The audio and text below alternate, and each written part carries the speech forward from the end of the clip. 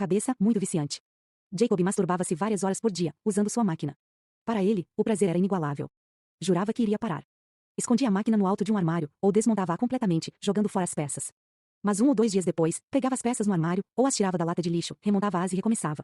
Talvez você sinta repulsa pela máquina de masturbação de Jacob, como senti na primeira vez em que ouvi falar nela. Talvez você a considere uma espécie de perversão extrema, além da experiência cotidiana, com pouca ou nenhuma relevância para você e a sua vida. Mas se fizermos isso, você e eu, perderemos a oportunidade de apreciar algo crucial sobre a maneira como vivemos agora. De certa maneira, estamos todos envolvidos em nossas próprias máquinas masturbatórias. Quando eu tinha uns 40 anos, desenvolvi uma ligação insalubre com romances baratos. A porta de entrada para essa droga foi Crepúsculo, um romance paranormal sobre vampiros adolescentes. Me sentia bem constrangida por estar lendo aquilo, mas ainda por admitir que estava fascinada pelo livro. Crepúsculo bate naquele ponto entre uma história de amor, suspense e fantasia, a escapatória perfeita para mim, que fazia a curva para a meia-idade. Eu não estava só.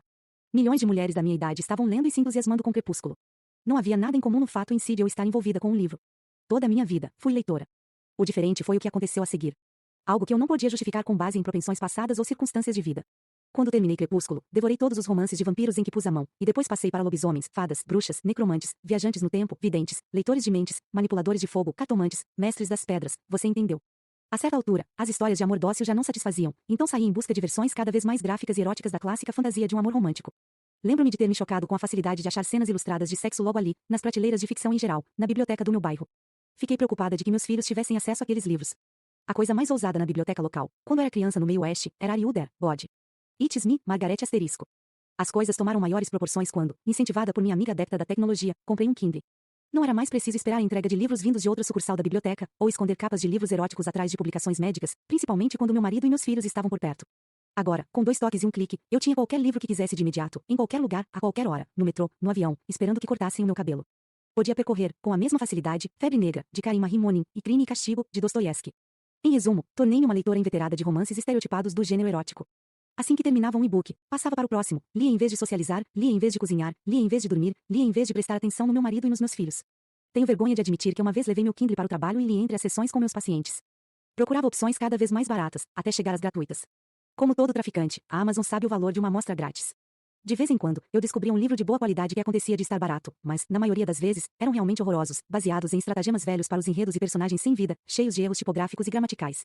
Mas eu os lia mesmo assim, porque procurava, continuamente, um tipo de experiência muito específico. Como conseguir isso tinha cada vez menos importância.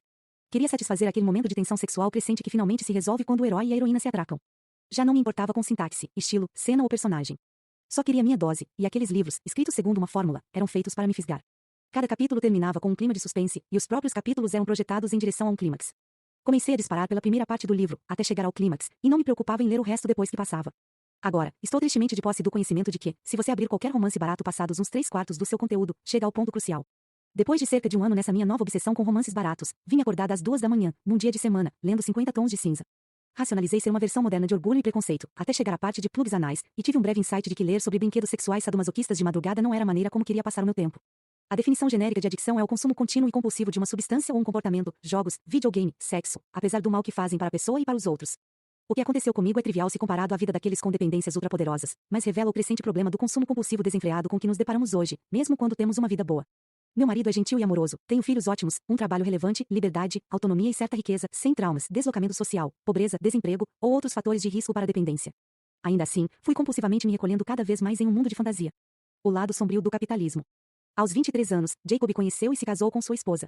Os dois se mudaram para o apartamento de 3 cômodos onde ela vivia com os pais, e ele abandonou sua máquina, esperando que fosse para sempre. Ele e a esposa inscreveram-se para conseguir um apartamento próprio, mas souberam que a espera seria de 25 anos. Na década de 1980, isso era comum no país do leste europeu onde viviam. Em vez de se submeterem a décadas morando com os pais dela, eles decidiram ganhar um dinheiro extra e separá-lo para comprar seu próprio canto mais cedo. Começaram um negócio por computador, importando máquinas de Taiwan, juntando-se à crescente economia informal. O negócio prosperou, e logo eles ficaram ricos pelos padrões locais.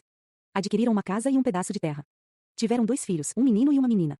Sua trajetória ascendente parecia garantida, quando Jacob recebeu uma oferta para trabalhar como cientista na Alemanha. Eles se atiraram à chance de se mudar para o Ocidente, de ele progredir em sua carreira, de proporcionar às crianças todas as oportunidades que a Europa Ocidental podia oferecer. A mudança trouxe-lhes oportunidades, com certeza, mas nem todas boas.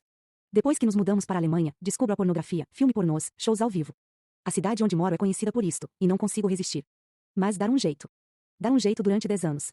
Trabalho como cientista, trabalho duro, mas em 1995 tudo muda. O que mudou? Perguntei, já adivinhando a resposta. A internet. Eu ter 42 anos está indo bem, mas com internet, minha vida começa a despencar. Certa vez, em 1999, eu estar no mesmo quarto de hotel que já havia estado talvez 50 vezes. Eu ter grande conferência, fala importante no dia seguinte. Mas fico acordado a noite toda assistindo pornô, em vez de preparar minha fala. Chego na conferência sem dormir e sem palestra. Faço discurso muito ruim. Quase perco o emprego. Ele abaixou os olhos e sacudiu a cabeça, lembrando-se. Depois daquilo, começa um novo ritual, e ele disse. Sempre que vou a um quarto de hotel, coloco notas adesivas por toda parte, no espelho do banheiro, na TV, no controle remoto, dizendo, não faça isto. Não faço até um último dia. Fiquei chocada com o quanto os quartos do hotel são como uma caixa de Skinner moderna, uma cama, uma TV, um minibar. Nada para fazer senão pressionar a alavanca para receber a droga. Ele tornou a baixar os olhos e o silêncio alongou-se. Dei-lhe tempo. Foi então que pensei, pela primeira vez, em acabar com a minha vida. Acho que o mundo não vai sentir a minha falta, e talvez fique melhor sem mim. Fui até a sacada e olhei para baixo. 4 andares. Seria o suficiente. Um dos maiores fatores de risco para se tornar dependente de qualquer droga é o fácil acesso a ela. Quando a obtenção da droga é mais fácil, nossa probabilidade de experimentá-la aumenta. Depois de experimentá-la, ficamos mais propensos a nos tornarmos dependentes dela. A atual epidemia de opioides nos Estados Unidos é um exemplo trágico e irrefutável deste fato. A quadruplicação de opioides prescritos nos Estados Unidos, oxicodona, hidrocodona, fentanil, entre 1999 e 2012, aliada à sua ampla distribuição em cada canto da América, levou a taxas crescentes de dependência de opioides e de mortes relacionadas.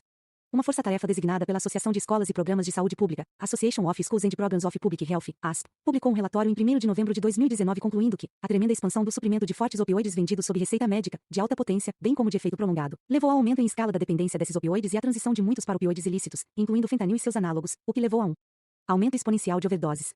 O relatório também afirmou que o transtorno do uso de opioides é causado pelas repetidas exposições a opioides. Da mesma maneira, a diminuição do fornecimento de substâncias adictivas diminui a exposição e o risco de dependência e males relacionados. Um experimento natural no século passado, para testar e provar esta hipótese, foi a Lei Seca, um banimento constitucional de alcance nacional sobre a produção, a importação, o transporte e a venda de bebidas alcoólicas nos Estados Unidos de 1920 a 1933. A Lei Seca levou a uma redução acentuada do número de consumidores e potenciais dependentes do álcool.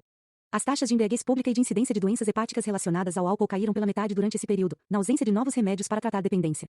Claro, houve consequências imprevistas, como a criação de um grande mercado clandestino a cargo de gangues criminosas, mas o impacto positivo da Lei Seca no consumo de álcool e a morbidez a ele relacionada é amplamente subestimado.